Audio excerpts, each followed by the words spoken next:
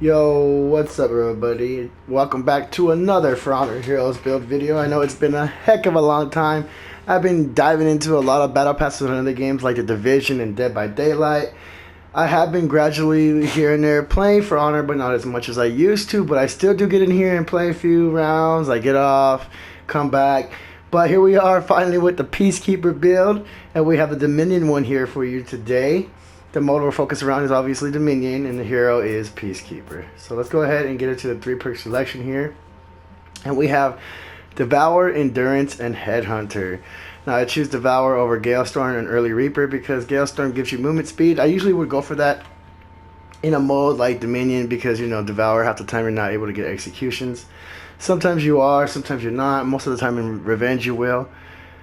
And I would rather go with Galestorm because you get to move around the battlefield faster, but the 10 seconds sometimes isn't that much. And the Peacekeeper already is pretty agile as far as moving around, getting around. So I feel like Devour is the best thing because she's squishy. She can get killed very easily in my opinion. So Devour allows you to heal some more up whenever you're in Revenge and you're trying to counter gank someone, or hey, if you ever get an execution, you get extra heal. Early Reaper, it only works whenever you respawn or if you get revived. After that, if you stay alive for half the match, you're not going to be able to benefit off of that perk, so that's the reason why I don't use that. Endurance increases your every renown level, you get 3% stamina cost reduction. Now everything you do takes away from your green bar, which is your stamina bar. This reduces the cost of all moves, feints, etc. that you do for the percent of 3% per renown level. Now renown level is a feat, so let's say her third feat is a crossbow, so that'd be renown level 3. At that point, you'll have 9% stamina cost reduction. So that's how that works, and that's why I choose it. It's awesome. It allows you to chain better combos and also feint a lot better. For the last perk, we have Headhunter, and I choose that because Survivor Instincts and Crush Them require you to be in a certain state, or it's only a one-time deal. As far as Crush Them is only your next attack after a hero kill. And Survival Instincts is stamina cost reduction of 25%, which will stack with Endurance, which would be crazy, but it's only when you're in critical health, and that's only when your life bar is flashing clear and red. It's usually a bar and a half of life depending on the hero. Headhunter, for every time you use Devour or every time you execute a hero, you not only get health from Devour, but you'll also increase your max health bar by 4 for a max of 4 increases, which is 16. Now, this, what it means by for unique execution or bot hero, it's either any bot character, any player on the opposite team, the first 4 people you execute, you'll get an increase to your health of 4 per execution, up to a maximum of 16 in total increase on your health. That's the 3 perks that we use. Let's go ahead and get over to the feats now. Now, for the first feat, I went Stealth. I tried Bounty Hunter. I tried Conquer. Conquer is not so bad. I mean, in Dominion, it helps you conquer zones faster. It's really cool. It makes you kind of like have to stay stationary. And because she really doesn't have perks that are like Last Stand and Bastion, I decided, hey, in a lot of modes that we play where there's cliffs that you could jump off of, it happens to me a lot. And I finally switched over and I was like, why not use it? I mean, not that many people are going to notice you. It does come in clutch sometimes. And it also prevents people from using aim assist on you, like the Pugio from the Satyrian or longbows from other characters. It kind of gives you a chance to that. They can't aim that on you. They have to manually try to get you with that. Bounty Hunter is nice. Don't get me wrong. But we do have Devour on top of the zones where we can heal. So we might as well just benefit from Stealth.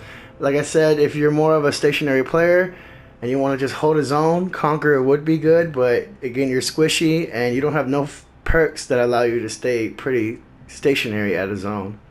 All about moving around and helping your team. Being stealthy, I feel like, is the Peacekeeper's movement. Second feat we use is Thick Skin, and I choose that over Fiat Lux and Revenge Attacks. Reason why that is because you gain moderate damage reduction every 3 seconds. Now the way that works is once you have this unlocked, this feat level 2, you'll have it passive. So it's active. Once you get hit, that hit you take will be moderately reduced. After 3 seconds, whatever hit you take after the 3 seconds is over will be moderately reduced again. But within that 3 second cooldown, if you get hit like light heavy. That heavy attack is going to be a normal amount of damage. The light before that, the first attack, will be reduced by a moderate amount of damage. That's why you'll see it flashing when it's on cooldown. Or it won't be flashing, but it'll have like a little gray feeling lower and lower and lower, meaning it's on cooldown. And once it's like highlighted white, that means it's active. Now I choose that over the grenade because this only really flashes anybody. It doesn't do damage anymore. It would be nice to hold down B if it did damage, but it doesn't. It just makes people out of stamina, basically. I believe it does stamina. Maybe it doesn't, but I know it blinds the enemy. It's like a flash grenade. Being more moderately reduced damage, I feel like, is the way to go. Revenge attacks, you get a slight amount of increase for every attack that you land. Not a blocked attack, but every attack that you land on an enemy, you'll gain some revenge meter. If that's the way you like to go that way. Half the time I don't really go for revenge attack because you don't want to rely on it. People will evade you, and not only that, I mean, you're not always going to get ganked. And some people will eventually are really good that even if you're in revenge mode, they can still counter almost everything you do. Alrighty. Now going on to the third feat, I choose Pugno Mortis. I chose that over the crossbow and sharpened blades. Now hear me out. I was going to go hard sharpened blades. Don't get me wrong. It seems deadly, especially with Feats South. But because we are in Dominion, Pugno Mortis is a really good way to just clear out B from a range. You can literally be on some locations on A and C and throw your grenade onto B and allow you to cover both zones at the same time. That's the reason why I use that. Sometimes you can have an ally when they're both breaking. Sometimes you might hurt your own ally, but I usually use it for B. It's been helpful a lot with that. And it also helps you build up your renown level to get your fourth feat when you're throwing that grenade at B. Chose it over sharpened blades because it just, you already have bleed as it is. It's just like overkill. I would use it more probably for like a breach mode. Crossbow is pretty fun. It's not so bad, but a lot of time people can see it coming and they'll dodge it. The grenade, sometimes they don't see it coming. And again, this is the only third feat that you can use that will do area damage for B. Going on to the fourth feat, we have Feats South. I chose that over Catapult and Last Laugh. Reason why that is Catapult, a lot of times you hurt your own allies. I really hope they change this in the future where the enemy team doesn't hear the catapult coming. They can only see like the location, but they don't hear it. You know what I mean? Or they could hear it. I mean, like they could hear it, like dude, that sound that it makes when they launch a catapult, but you can't see where it's gonna land because if they don't put a little red marker on the ground for the enemy to see, then the enemy just has to be like, oh man, there's a catapult coming. We should hide, but they don't know where. They don't know where it's gonna come from.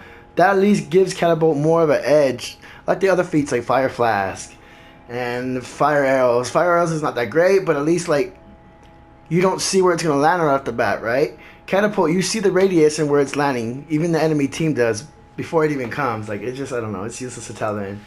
Last Laugh, if you happen to die a lot, you're an average player, hey, whatever. Last Laugh might be alright for you. It drops a grenade that will instantly kill anybody. It literally does all damage to anybody that lands in that radius of a grenade when you die. It's kind of like a Call of Duty skill. Feats South lowers the defensive of all nearby enemies, literally making your lights like heavies and your heavies like double heavies. So it's really nice. That's my build for the Dominion Peacekeeper. I really hope you guys enjoy. Let me know what you guys think about it in the comments down below. We only have a few heroes left. We are working on Conquer. The new Warmonger is coming out, so I'm going to be working on that more than anything right now. But Conquer is Rep 1. As you can see, Highlander's Rep 6, Orochi's Rep 6, and JJ is Rep 7. Those are the heroes we're working on currently getting builds done. As you see, like I've been busy, but I haven't got anything done yet. I finally got the Peacekeeper build together, so here we are with the Peacekeeper. We have Breach, Defense, and Attack coming as well for the PK. But Warmonger is coming out, and as soon as she comes out, that's who I'm going to be focused on a lot. I really hope you guys enjoyed. Thank you so much for your support and your time. Shout out to all you guys, and check out this other content. And until next time, I'll talk to you guys later. Thank you so much for watching.